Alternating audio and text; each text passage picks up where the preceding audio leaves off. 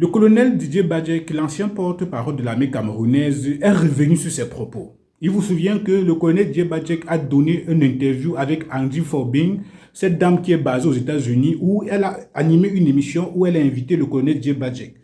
Au cours de cette émission, le colonel Didier Badjek a fait savoir que Issa Chiroma Bakary, selon l'article 113 du code électoral, avait la possibilité de connaître les tendances et qu'il pouvait bel et bien dire que selon les tendances, il est le président, en fait, il est vainqueur de cette élection présidentielle. Mais quelques heures plus tard, nous avons vu le colonel publier sur son réseau, sur sa page Facebook, dire que c'était une sortie où ses paroles avaient été manipulées. Manipulé, je n'en sais rien. Mais j'aimerais vous faire écouter, n'est-ce pas, la sortie du colonel Didier Badjek qui fait savoir que l'intelligence artificielle, on a déformé ses propos et que ce n'est pas lui, il y a des deepfakes et tout et tout.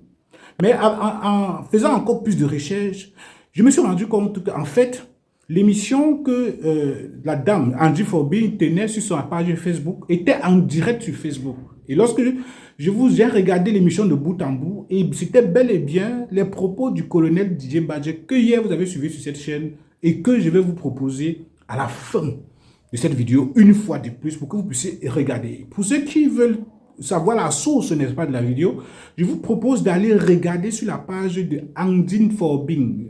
Angie, ça dit A-N-G-I-E-F-O-R-B-I-N. C'est le nom de la page de la dame qui a interviewé le colonel Didier Badjek, ancien porte-parole de l'armée camerounaise, qui après a fait une vidéo certainement pour se rétracter. Il dit, bon, peut-être qu'il a reçu des pressions, puisque dans la vidéo que je vous avais proposée, il disait qu'il se mettrait peut-être en porte-à-faux avec le MINAT. Peut-être qu'après avoir fait ces déclarations, il a reçu des pressions énormes, etc. Bon, bien que actuellement, Issa Chiroma Bakary a fait une communication pour faire savoir qu'il y a plusieurs responsables de l'armée camerounaise et les ministres de M. Biya qui l'ont appelé pour pouvoir le soutenir. Donc, en cette période, des gens peuvent faire des déclarations et après venir dire que on a déformé les paroles et qu'on a cloné les voix et c'est l'intelligence artificielle qui était derrière.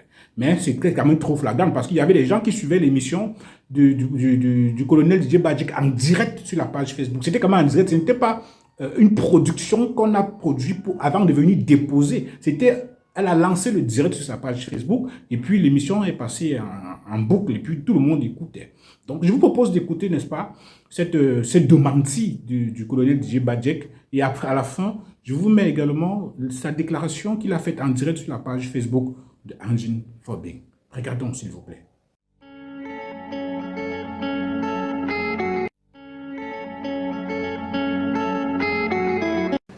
Bon, déjà, je voulais vous prier de m'appeler pour cette circonstance particulière, Dr Badjek, parce que le titre de colonel m'est honorifique et il m'est attribué à vie. Mais pour la circonstance, pour que je puisse avoir la liberté de parler, je ne voulais pas associer ma posture de militaire ou militaire à la retraite à ce que je vais dire, parce que c'est un peu ce que l'effet final de chercher que ceux qui ont posté cette vidéo ce matin qui est devenue virale ont essayé de faire. Bien, je vais dire que je regrette ce genre de manifestation de désinformation pure qui part de l'intelligence artificielle avec des photos que je ne connais même pas. C'est certainement des photos qui ont été prises lorsque j'étais chef de division de la communication. Donc la source, aisément, doit être celle des journalistes. Parce que, ou alors c'est des photos qui ont été trafiquées parce que je vois une photo avec tout plein de médailles qui sont mal rangées. Ce n'était pas mon style.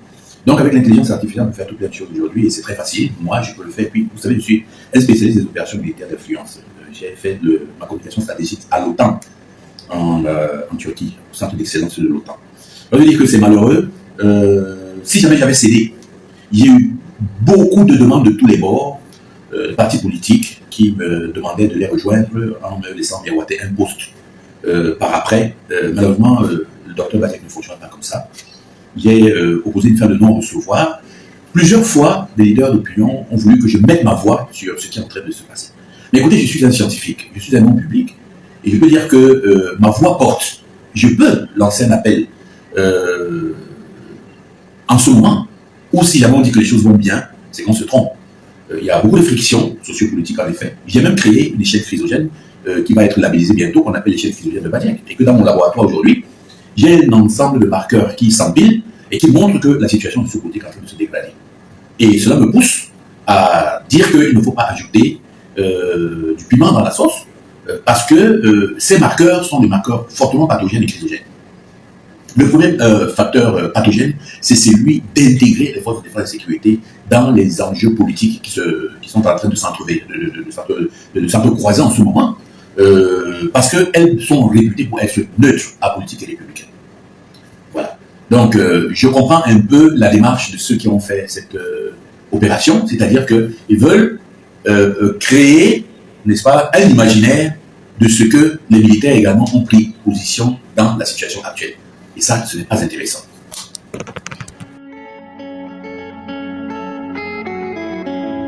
Bien, ce sont des vérités insoupçonnées, mais pourtant constantes. Comment? C'est-à-dire que dans les débats télé, on fait toujours des approches, on fait un certain mimétisme avec la situation du Gabon, on essaie de voir un peu ce qui s'est passé au niveau de l'AES, mais chaque fois, je crois que vous m'avez suivi, que j'ai été sur le plateau, je leur ai dit fermement qu'une armée devait rester disciplinée et républicaine et qu'elle n'avait strictement rien à voir avec la prise de pouvoir par la force et que ça se terminait toujours très mal, parce qu'on voyait toujours quand est-ce qu'ils prenaient le pouvoir, mais on ne voyait jamais quand est-ce qu'ils s'en débarrassaient. Et qu'il y avait suffisamment de choses à faire sur le plan sécuritaire qu'il devrait, que ces forces défense devraient s'en occuper. Et donc, même dans les débats avec les personnes, je leur ai expliqué, il y a plusieurs qui sont venus me voir.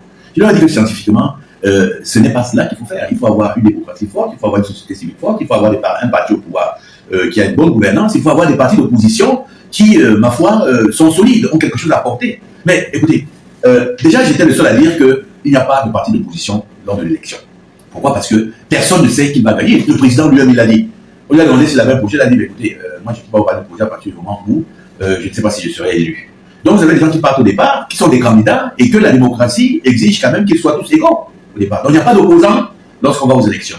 D'accord? Il y a des participants, il y a des candidats à l'élection. C'est lorsque le président sera élu qu'une partie va donc se considérer comme étant opposante au projet du président, n'est-ce pas? Au projet du président, mais pas contre la personne du président. La bagarre que je vois aujourd'hui, c'est une bagarre interpersonnelle qui n'a pas de sens pour moi, qui se passe de quelques régularités de civilité, qui se passe de quelques méthodes courtoises, et tout. Le débat est très violent déjà à partir des réseaux sociaux. Moi, c'est pas la première fois qu'on me prend comme ça dans les réseaux sociaux, c'est-à-dire qu'on essaie de voir peut-être ce que j'aurais dit à gauche, à droite, on construit des phrases, on met dans l'intelligence artificielle et puis on sort ça. Vous avez vu, vous, je pense que vous êtes un infographiste de très haut rôle, et vous savez comment ça se fait, puisque moi je sais comment ça se fait. D'accord? Bon, en réalité, je n'aurais pas voulu répondre à ça. Si jamais la partie était seulement la partie politique, qu'ils disent ce qu'ils disent, je n'ai pas de compte à rendre à qui que ce soit. D'accord? Mais ce qui m'embête, c'est que lorsqu'on fait un message qui relève des marécages politiques, n'est-ce pas, qu'on mette mes postures dans les tenues militaires, ça, je n'accepte pas. J'ai été un militaire exemplaire, un officier exemplaire. Je n'ai jamais été puni. J'ai ramené le concept de l'armée typique armée-nation au niveau des forces de défense et j'ai travaillé avec un certain engagement. Lorsque l'institution était bousculée, j'en ai eu pour mon compte, parce que je prenais tout pour moi. Vous ne pouviez pas parler du chef de l'État quand j'étais chef de division de la communication. Je vous rentrais dedans, en commun du ministre de l'État, président chef de la défense. Pendant tout le temps que j'ai passé à la division de la communication, pendant 8 ans, je n'ai fait que travailler, je n'ai jamais eu de vacances. J'ai amené les gens sur le front pour voir un peu ce que l'armée camerounaise était capable de faire. Une armée républicaine. Et ça, je ne veux pas qu'on gâte l'image de cette armée-là. C'est ce qui nous reste de plus neutre, de plus professionnel dans notre pays, qu'on les laisse tranquilles, que les débats politiques restent au niveau des débats politiques. Moi, si on veut m'attaquer au niveau politique, qu'on m'appelle, vous êtes venu, vous avez tapé à ma porte, j'ai ouvert. Alors, je ne suis pas hermétique, mais qu'on ne me prête pas des intentions. Donc, je voudrais dissocier ma personne à cela. Ça me fait très mal qu'on utilise des gens qui jour et nuit travaillent pour la sécurité de ce pays, pour l'intégrité nationale et aussi pour des situations de protection des biens des personnes. Moi, je ne suis pas contre ce qui se passe au niveau de l'e-communication dans les campagnes et dans ce qui se passe et tout, mais il faut faire très attention de toucher des domaines qui pourront être rédhibitoires, n'est-ce pas, pour l'avenir de notre pays. Attention à ce que nous sommes en train de faire. Vous savez, à un moment, j'aurais dit que j'ai finalement très peur de tout ce qui est l'information, la communication, le micro, les caméras et tout ça. Mais écoutez, ça, c'est un métier qui fait forcément mal, de toutes les façons. La personne la plus criblée dans ce pays, c'est bien le chef de l'État. On dit tout de lui, on lui prête tout, on lui fait des caricatures, chauffeur de voiture, cycliste et tout le reste, et voilà. Donc on ne tire que sur les personnes qui sont importantes. Donc je savais même pas que j'étais aussi important, et maintenant comme je sais que je suis important, chaque fois que j'aurai un message à passer, je vais le faire passer de façon ouverte, pour qu'on comprenne bien ma voix peut porter. Et si cette petite voix peut porter parce que j'ai hérité peut-être une célébrité, parce que j'ai bien travaillé, eh bien je vais la prendre pour le bien, pour exhorter cette jeunesse, leur dire que, attention, vous avez une expression à porter, mais ne cassez rien. Ne cassez rien. Tout doit se faire avec la plus grande responsabilité. Parce que si jamais on vous muselle, On n'est plus sur le paradigme total de la sérénité de la démocratie. Mais sachez respecter le bien d'autrui, le bien de l'État. Ce n'est pas la peine de brûler, ce n'est pas la peine de... c'est regrettable. Hein. On ne peut que regretter de tels agissements. Faites savoir ce que vous voulez et vous serez entendu, je suis sûr. Je ne vais pas en dire plus parce qu'après, vous comprenez, entre les suffixes et les préfixes, on dira, ah, il a dit ça, il a pris position et tout. Mais ce que je souhaiterais avoir, c'est une jeunesse qu'on va écouter certainement. Je crois que les programmes de tous les candidats aujourd'hui convergent vers une amélioration de la condition des jeunes et des femmes. Et que, aujourd'hui, certainement, je suis sûr que vos voix feront écho pour le prochain mandat. Je sais ce que c'est qu'une armée dans les rues. Ils peuvent mener rapidement la soldatesque. Nous ne voulons pas de morts de trop dans notre pays. Nous pensons que les gens peuvent s'exprimer et qu'on canalise cette expression-là de la manière la plus moderne et démocratique. Voilà ce que moi je pense. Je ne vais pas... Parlons de liberté d'expression, mon colonel. Est-ce que c'est un crime pour un candidat de se déclarer vainqueur avant la proclamation officielle des résultats? On le voit dans d'autres pays. Pourquoi est-ce que ça doit être criminalisé et pourquoi est-ce qu'on doit avoir des menaces d'emprisonnement des opposants parce qu'ils se déclarent vainqueurs? Est-il un crime de le faire? Vous allez me mettre en conflit avec le MINAT, mais c'est sa façon de voir les choses. Bon, moi, lorsque j'ai lu l'article 113, je me suis dit qu'il y avait une possibilité. On dit que les résultats doivent être rendus publics. Mais quand ils sont rendus publics, ils sont rendus comment publics? Le problème n'est pas là. Moi, le problème, c'est de l'exploitation qu'on en fait. Vous comprenez? C'est le surdimensionnement qu'on en fait et l'exploitation qu'on en fait et la désinformation qu'on en fait. Moi, je pense que si un candidat a compilé ses résultats et qu'un temps soit peu, il se voit dans une majorité, pour ma part, je pense qu'il peut rendre, puisqu'on dit que c'est rendu public, ça ne peut pas être rendu public d'un côté et ne pas être rendu public de l'autre. Parce qu'il y a le droit pénal qui encadre tout ça. Vous me comprenez, madame? Si jamais il rend public des résultats qui sont erronés, mais il est sous le coup de la désinformation et de la propagation des fausses nouvelles. Vous comprenez? Voilà. C'est-à-dire que c'est à ses risques et périls. Moi, je pense que lorsqu'un candidat le fait, on devrait vérifier la véracité de ce que lui propose comme résultat et qui, compilé, peut lui donner une tendance. Et au cours de cette tendance-là, la liberté d'expression pourrait dire ce qu'il veut, mais il faut faire très attention. Si jamais ces propos sont tendancieux et de nature à créer des troubles, on demande la responsabilité pour s'en abstenir. Mais moi, je dis que la loi pénale, n'est-ce pas, le code pénal encadre tout cela. Tout comme le code civil encadre le fait qu'il y a une disposition du code électoral qui dit, en son article 113, que les résultats doivent être rendus publics dès l'ouverture des urnes, le dépouillement. Ça doit être rendu public comment? Rendu public auprès des populations, mais auprès aussi des membres des partis qui sont présents. Et s'ils ont ça, que c'est rendu public, eux aussi rendront public. On peut le faire comme ça. Bon, maintenant, si monsieur le Minat, lui, il a une appréciation in extenso de la voix en disant que non, ce n'est que... Je pense qu'il y a une différence entre la diffusion d'un résultat et la proclamation d'un résultat. C'est là où la différence se trouve. Bon, maintenant, institutionnellement, on a créé la Cour constitutionnelle pour qu'elle puisse être la garante de ce genre d'opération. Elle devrait être capable de proclamer définitivement après que tous les recours aient été épuisés. Mais pour ma part, je le dis de manière, et cela me regarde tout seul et m'engage, je pense que l'exploitation de cette règle, de cette loi, qui peut être comprise avec une géométrie variable, mais pour ma part, moi, je la comprends comme étant quelque chose de... Et si ça se fait sereinement, honnêtement, je pense pas qu'il y aurait des problèmes. Je pense que c'est tout ce qui est venu après, dans la distorsion de la vérité, des des résultats, pour dire qu'on est ceci, on a gagné cela. Parce que lorsqu'il y a ça, c'est pas seulement ce parti-là qui a dit qu'il était, qui proclamait les résultats, enfin, qui diffusait les résultats. Il y a eu Cabral, Libye, qui a dit qu'il était troisième. Il y a eu même le parti au pouvoir qui a dit qu'ils ont à peu près 82%, ils ont même produit des cartes. Donc, c'est quelque chose que tout le monde a fait. Moi, je pense que à un niveau comme ça, là, il faut faire baisser la température. Pourquoi? Parce que le peuple, il est crédule, il est naïf, on le pousse comme ça et il agit en fonction de ses, on va dire quoi, en fonction de ses émotions. Le peuple est émotionnel. Et il faudrait savoir quelque chose qui est un effet pervers de la mondialisation. Le peuple, aujourd'hui, voudrait beaucoup plus de liberté. Pourquoi? Parce que le peuple a conclu, quand même, au fil du temps, que il y a, je veux dire,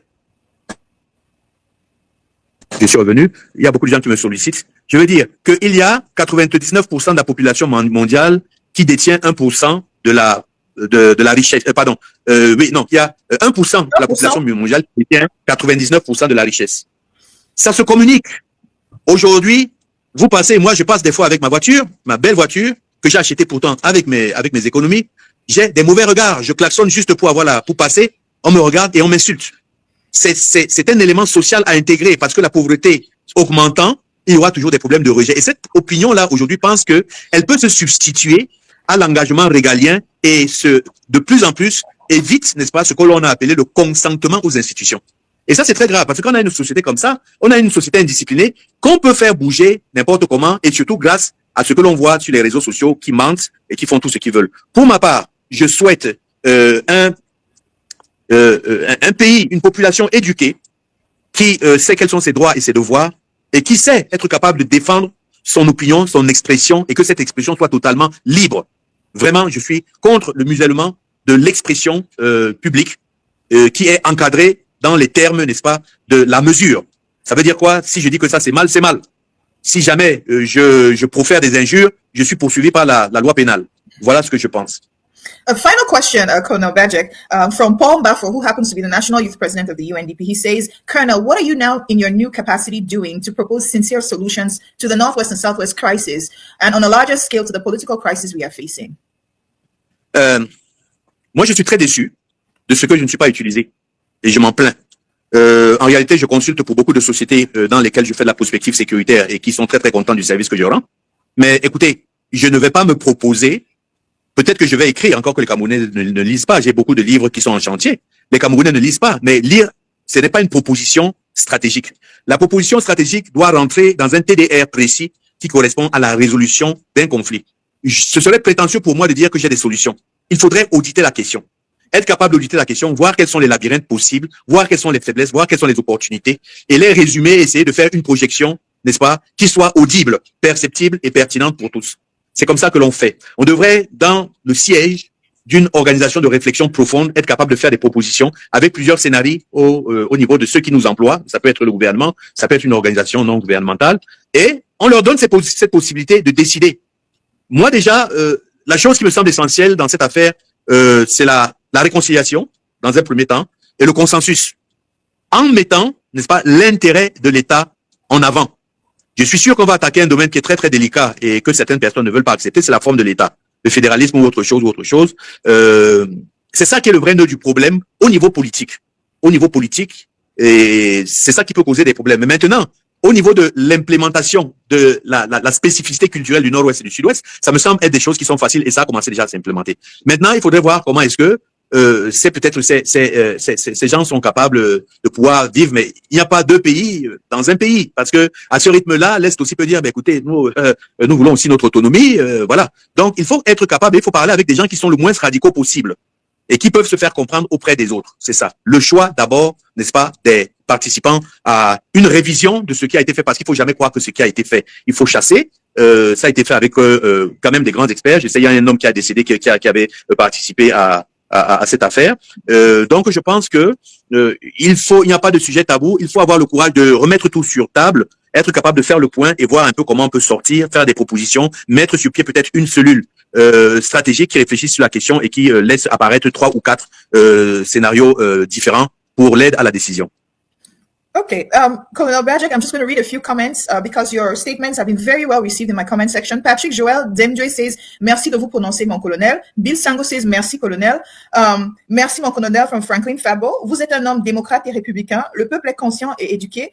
Njikam Daoud, merci, mon colonel. Chindong Lamberto Che says, j'ai vu ce colonel en 2014 à la station à Loncac. Il est descendu de sa voiture pour donner 1000 francs à un enfant dans la rue. Courage, colonel. And then mon colonel Bia doit partir from Anago. And voici un colonel qui méritait être général, mais Bia a choisi les leurs. That is from Chindong Che. And then thank you, mon colonel, from Al-Sab. C'est toujours un plaisir pour moi de vous écouter.